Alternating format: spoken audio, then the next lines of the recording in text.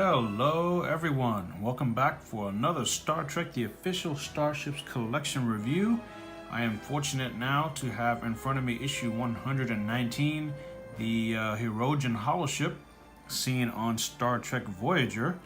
And as you can see, there's a nice looking magazine so far and a pretty cool looking ship, I hope, at least so far, right?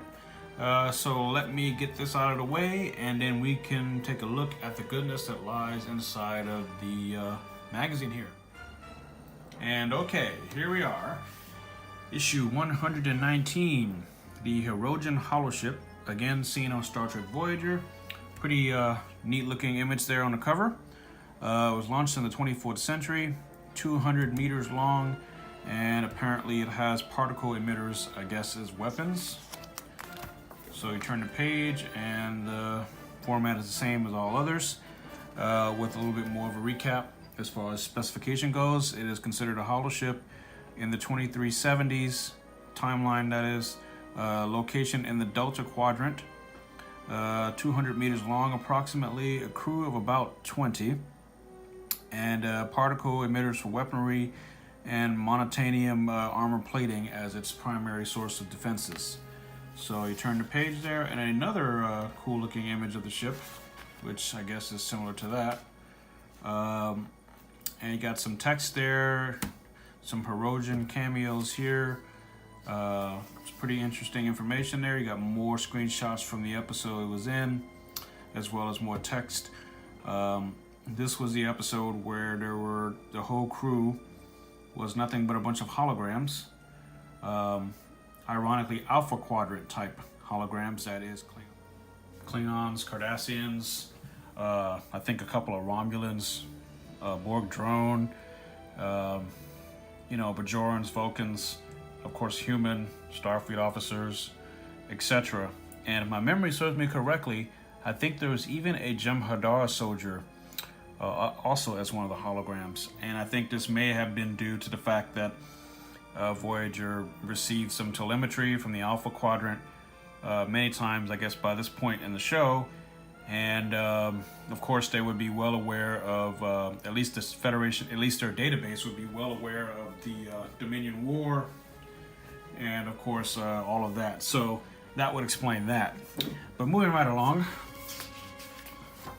we have the spec page showing you where the plan view showing you where various components are located, as well as some trivia here on the right hand side, as well as some more stuff here. And here's a section on the design process of the Hirogen, which is pretty interesting, I suppose. And here's here's a section on Mr. Brian Fuller.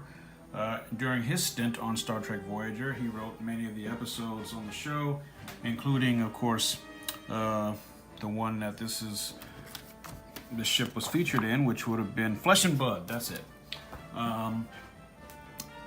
Fans will be familiar with him, of course, through his work on Voyager and DS9, but also he was very instrumental in the creation of Star Trek Discovery, although he later departed that show for various reasons, most of which is highly controversial, and kind of different pieces of information has been floating around there for a while about that. But say what you will about his contributions to Discovery, or lack thereof, or whatnot. His work on Voyager and DS9 was probably top-notch. I wish that some of that was created over on Voyager, but on Discovery. But anyway, so this is about him, and more on him and his work, and more on that, with various screen caps of various episodes that he's contributed to in some form or another. And finally, the on-screen appearance page. Its first appearance was in Flesh and Blood Part 1, of course, and Part 2, and on Star Trek Voyager, and the ship itself was designed by Rick Sternbach. So yeah, and next up will be the USS Bozeman. So that ought to be cool. Looking forward to that. And on the back rounds up a nice ship, or a nice view of the ship on the back of the magazine there. So pretty solid magazine, I suppose. And now let me get on to the model itself. Okie dokie, so here we go. There is the Hirogen Holoship right there before me, before you in front of the camera, is the ship. And from the looks of things, it looks probably pretty cool. So let me just get this thing out. Put that there. All right.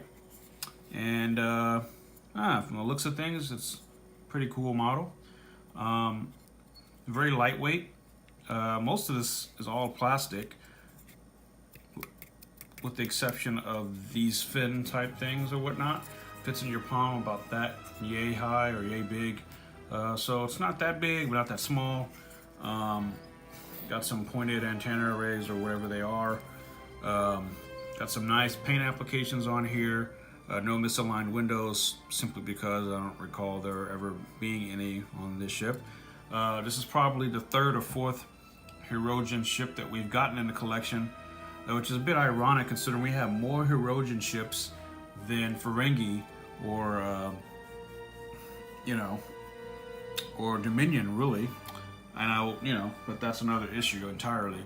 But this is a cool ship, and I'd have to say that I like this model and this ship more than the other Hirogen ships.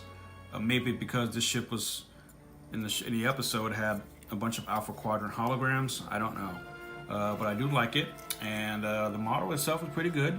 There are no clear translucent parts that are applied to any engine components.